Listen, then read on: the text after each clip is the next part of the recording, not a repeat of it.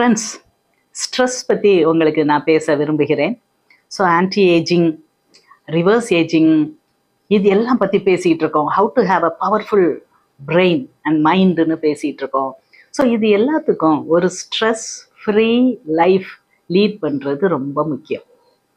ஸ்ட்ரெஸ்ஸில் 2 types இருக்குது. ஒன்று வந்து அக்யூட் ஸ்ட்ரெஸ். அக்யூட்னு என்ன அர்த்தம்?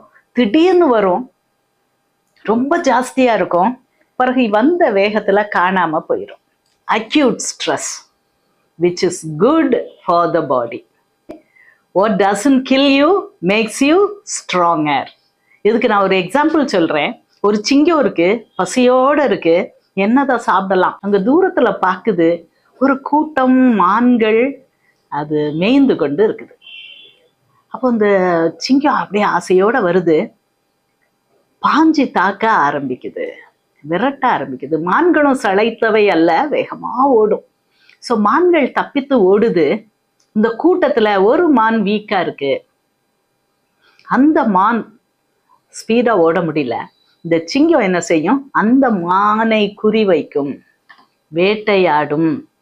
இது எப்படிப்பட்டது? 2 பேருக்கும் ஸ்ட்ரெஸ். யார் யாருக்கெல்லாம் ஸ்ட்ரெஸ்? சிங்கத்துக்கு ஸ்ட்ரெஸ், பசி, உணவை தேடி பிடித்து சாப்பிடணும், தேடி ஓடுது, வேகமாக ஓடுது. வேற இன்னொருத்தர் யாருக்கு ஸ்ட்ரெஸ்? அந்த மானுக்கு ஸ்ட்ரெஸ்.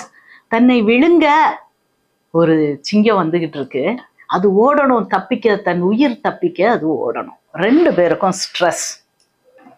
கொஞ்ச நேரத்துல இந்த மான் தப்பிச்சு ஓடிடுது.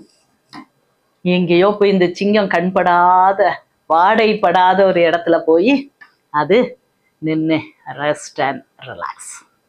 அக்யூட் ஸ்ட்ரெஸ் கொஞ்ச நேரத்துக்கு அப்படி டிசால்வ் ஆயிடுச்சு. சிங்கம் இதை துரத்துறதை விட்டுட்டு அப்போ அந்த மான் ஏதோ ஒரு பத்திரமான இடத்துல போய் அது ரெஸ்ட் அண்ட் ரிலாக்ஸ் பண்ணுது. This will enhance the dear. அதாவது இந்த மானை அது இந்த ஆக்ஷன், தப்பித்து ஓடுனது, அக்யூட் ஸ்ட்ரெஸ், தப்பிச்சு ஓடுனது எல்லாமே இந்த மானை ஸ்ட்ரென்தன் பண்ணும். ஓகே, சிங்கத்துக்கு அது என்னது? சிங்கம் ஓடிச்சு, விரட்டுச்சு. மேபி சிங்கத்து வயசான சிங்கமா இருக்கலாம், இல்லை அதுக்கு காலுகள் அவ்வளோ பலம் இல்லாமல் இருந்திருக்கலாம், அதுக்கும் ஸ்ட்ரெஸ் தான்.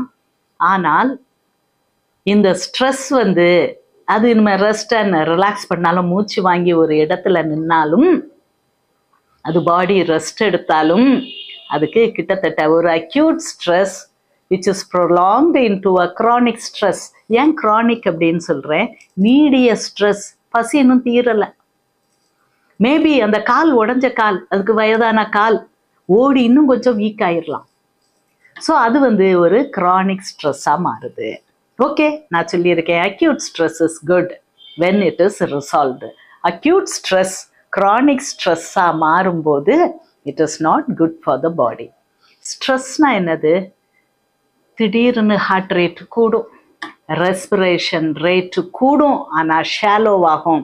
ரெஸ்பிரேஷன் எப்படி இருக்கணும்? ஒரு நிமிஷத்துக்கு 7 தடவை தான் இருக்கலாம். ஓகே, 10 தடவை வேணா இருக்கலாம், மிஞ்சி போனால் 12 தடவை இருக்கலாம் ஒரு நிமிஷத்துக்கு. ஸோ ஆக்சிஜன் உள்ளே போய் நம்ம லங்ஸில் பரவணும், ரத்தத்தில் ஏறணும், ரத்தத்துல இருந்து ஹீமோக்ளோபின், ரெட் பிளட் காப்பர் செல்ல உள்ளது, அதை எடுக்கணும். எடுத்துட்டு இந்த ரத்தம் ஒரு கேரியர், இந்த கேரியர் என்ன செய்யணும்? இதை கொண்டு போய் செல்களுக்கு கொடுக்கணும். செல்கள் பக்கத்துல அந்த கேபிலரிஸ்ல ரத்தம் ஓடும்போது ஒரு செல்லா தான் போகும். அப்போ அந்த ரெட் பிளட் செல்ல உள்ள ஆக்சிஜன் அந்த செல்லுக்கு போய் அந்த செல்லுல உள்ள கார்பன் டை ஆக்சைடு இங்க வரணும். எங்க வரணும்? நம்ம ரெட் பிளட் செல்ஸ் மூலமாக பிளட்டுக்குள்ள வந்து அது லங்ஸுக்கு வந்து, லங்ஸ்ல ஆக்சிஜனும் கார்பன் டை ஆக்சைடும் பரிமாறிக்கொண்டு கார்பன் டை ஆக்சைடு வெளியேறணும். ஓகே, ஸோ இதுதான் ரெஸ்பிரேஷன். ஸோ இந்த ரெஸ்பிரேஷன் ப்ராப்பராக நடக்கணும். ஸோ ஸ்ட்ரெஸ் அப்படிங்கும்போது நம்ம பாடியில் என்ன ரியாக்ஷன் ஆகுது அப்படிங்கிறத நம்ம புரிந்து கொண்டால் நம்ம வந்து ஸ்ட்ரெஸ் ஆக மாட்டோம். அதுதான் காக்னிட்டிவ் பிஹேவியரல் தெரப்பி. அண்டர்ஸ்டாண்டிங் மூலமாக, புரிந்து கொள்வதின் மூலமாக நம்ம நடவடிக்கைகளை, நம்ம பிஹேவியரை, நம்ம ஆக்ஷனை நம்ம மாற்றி அமைக்கலாம். ஓகே, ட்ரிகர் ஆகக்கூடாது. சிலவங்களுக்கு ட்ரிகரிங் பாயிண்ட் ரொம்ப லோவா இருக்கும். எதுனாலும் ட்ரிகர் ஆகுவாங்க, எதுனாலும் ட்ரிகர் ஆகி ஸ்ட்ரெஸ் ஆகுவாங்க. சில ஆண்கள் இருக்காங்க, வீட்டுக்கு தலைவர்கள் என்று சொல்லிக்கொண்டு கொம்முன்னு வருவாங்க, எரிச்சலோட வருவாங்க. எப்பவும் ஒரு எரிச்சல், ராயல் ஆங்கர் அப்படின்ட்டு அதுக்கு பேரு.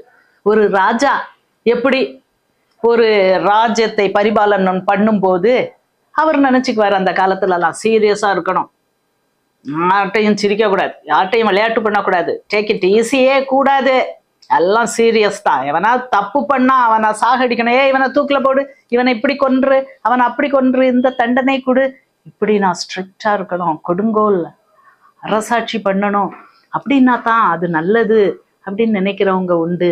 இதே மாதிரி சில ஆண்கள், சில பெண்கள் என்ன செய்வாங்க, பிள்ளைகள்கிட்ட கடு கடு கடு கடுன்னு இருப்பாங்க. கல்யாணம் பண்ணதுக்கு அப்புறம் ஹஸ்பண்ட கடு கடு கடு கடு கடு, எதுக்குன்னே தெரியாத உங்களுக்கு. ஆனால் ஹஸ்பண்டை பார்த்தோன்னா கோவமா வரும். உங்க ட்ரிகரிங் பாயிண்ட்டை லோவா வைக்காதீங்க. ரொம்ப தப்பு பண்ணா ட்ரிகர் ஆகுங்க. தப்பு பண்ணாமலே நீங்க அது நல்லது அப்படின்னு நினைச்சிட்டு, ஹஸ்பண்ட சிடுச்சிடுன்னு தானே விழணும் மேடம், இல்லைன்னா அவர் யாரையாவது பார்த்து போயிட்டாருன்னா, இப்படி என்கிட்ட கேள்வி கேட்ட பெண்கள் உண்டு. அம்மா நீங்க சிரிச்ச முகத்தோட இருந்தா தானம்மா உங்களை பார்த்துக்கிட்டே இருப்பாரு, நீங்க சிடு சிடுன்னு விழுந்தா யாரையா தானம்மா தேடி போவாரு. ஸோ இந்த சிம்பிள் காமன் சென்ஸ் கூட நிறைய பேருக்கு இருக்காது. இதுக்கு மேல அந்த அம்மாமார்கள் அவங்களையும் ஸ்ட்ரெஸ் ஆக்கி, அந்த குழந்தைகளையும் ஸ்ட்ரெஸ் ஆக்கி, இதை பார்க்க அவ்வளோ பேரையும் ஸ்ட்ரெஸ் பண்ணி விட்டுருவாங்க. திடீர்னு ஸ்ட்ரெஸ் ஆகுங்க, அதுக்கப்புறம் விட்டுருங்க, சிரிச்சு அதை சரி பண்ணிருங்க. ரொம்ப ஹையா வச்சுக்கோங்க உங்க ட்ரிகரிங் பாயிண்ட்டை. ஸ்ட்ரெஸ் ஆகுறது அதிக அளவுல இருக்கட்டும், தட தடன்னு ஸ்ட்ரெஸ் ஆயிடாதீங்க, ட்ரிகர் ஆயிடாதீங்க. ஓகே. அண்ட் ஸ்ட்ரெஸ் வந்துச்சுனாலும் நீண்ட மூச்சு இழுத்து விட்டு, carbon dioxide dump and ஆக்சிஜனை உள்ளுக்கு இழுத்தோம்னா பிரெயினுக்கு ஆக்சிஜன் போகும். பிரெயின் 4 நிமிஷத்துக்கு மேல ஆக்சிஜன் குறைபாடை தாங்காது, பிரெயின் டேமேஜ் வர ஆரம்பிக்கும், இன்ஃப்ளமேஷன் வர ஆரம்பிக்கும். ஸோ நன்றாக மூச்சு இழுத்து விடுதல். நீங்க நின்றுகிட்டு இருந்தீங்கன்னா உட்கார்ந்துடுறது, உட்கார்ந்து இருந்தா படுத்துடுறது. ஸ்ட்ரெஸ்ஸா ஃபீல் பண்றீங்களா, இதெல்லாம் செஞ்சிருங்க. நிறைய நேரம் நம்ம இமோஷன்ஸ் தான் நம்மளை ஸ்ட்ரெஸ் ஆக்கும், உணர்வுகள். ஸோ இந்த உணர்வுகளை கட்டுப்பாட்டில் வைங்க. ரொம்ப கோபமோ, ரொம்ப அன்போ, ரொம்ப லவ்வோ எல்லாம் ஒரு கண்ட்ரோல்ல இருந்தா ஸ்ட்ரெஸ் ஃப்ரீ லைஃப் வாழலாம்.